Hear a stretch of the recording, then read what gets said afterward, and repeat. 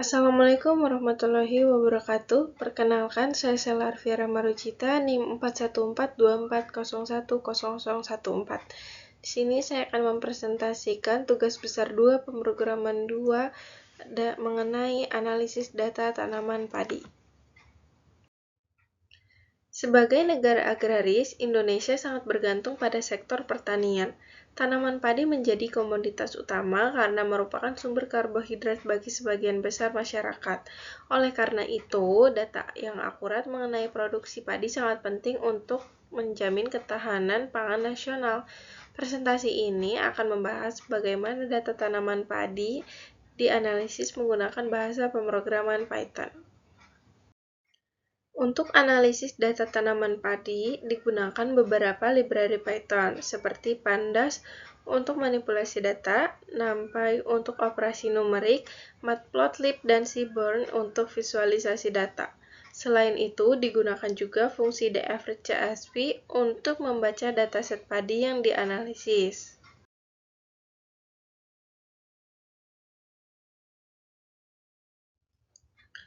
Langkah pertama dalam analisis adalah mengecek isi dan struktur data, lalu memvisualisasikannya agar pola-pola lebih mudah dipahami.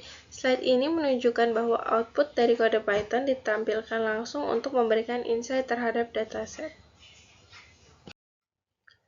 Lalu ada mengecek tipe data kode dan outputnya. Langkah ini memeriksa tipe data setiap kolom dalam dataset.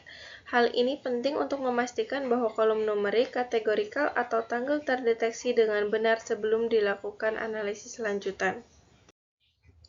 Selanjutnya, membuat grafik chord-plot, diagram batang. Dengan menggunakan Seaborn, dibuat grafik batang atau chord-plot untuk menunjukkan frekuensi atau jumlah data pada kategori tertentu dalam dataset, seperti jumlah data per provinsi atau per tahunnya. Selanjutnya, ada memvisualisasikan histogram dari berbagai kolom numerik dalam dataset secara serentak dalam bentuk grid. Histogram ini digunakan untuk memvisualisasikan distribusi data numerik. Pada slide ini, beberapa histogram ditampilkan secara bersamaan dalam grid, memudahkan kita membandingkan distribusi berbagai variabel sekaligus.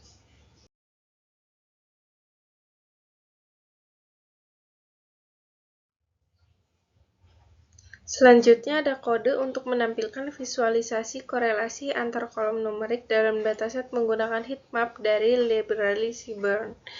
Heatmap korelasi digunakan untuk melihat hubungan antar kolom numerik dalam dataset. Warna pada heatmap menunjukkan seberapa kuat hubungan antara dua variabel, mulai dari negatif hingga positif.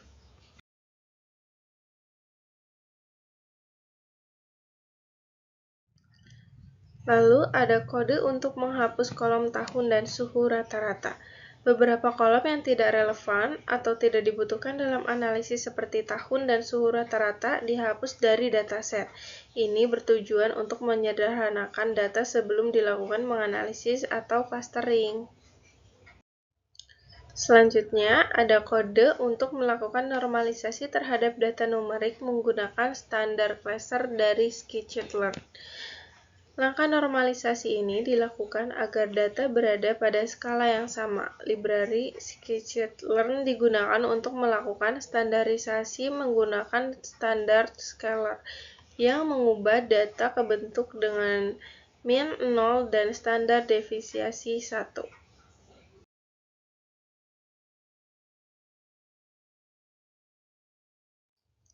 Selanjutnya ada kode untuk clustering. Clustering data atau pengelompokan data dilakukan menggunakan algoritma K-means. Kode ini membagi data ke dalam beberapa kelompok atau klaster berdasarkan kemiripan nilai dari kolom-kolom numerik yang telah dinormalisasi. Kode ini digunakan untuk mengambil hasil label cluster dari model K-means yang sudah dilatih sebelumnya. Setelah clustering dilakukan, label atau hasil kelompok dari setiap data disimpan. Label ini akan digunakan untuk menganalisis hasil pengelompokan lebih lanjut. Lalu ada kode untuk memasukkan ke data frame. Hasil klaster kemudian dimasukkan kembali ke dalam dataset sebagai kolom baru. Ini bergunanya untuk menghubungkan hasil klaster dengan data awal seperti provinsi atau luas panen.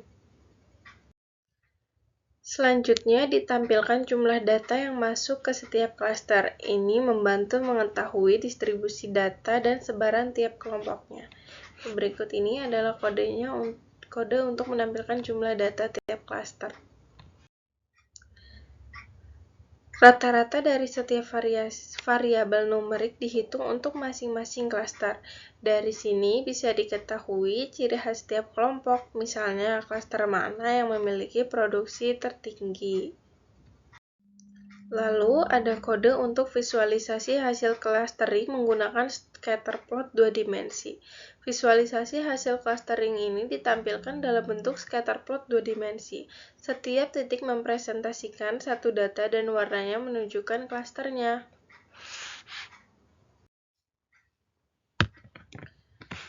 Kode untuk visualisasi hasil clustering dalam ruang 3 dimensi menggunakan matplotlib.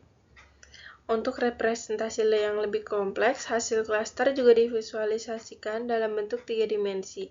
Ini membantu melihat distribusi data secara lebih menyeluruh. Oke, jadi ini adalah hasil scatterplot 3D-nya.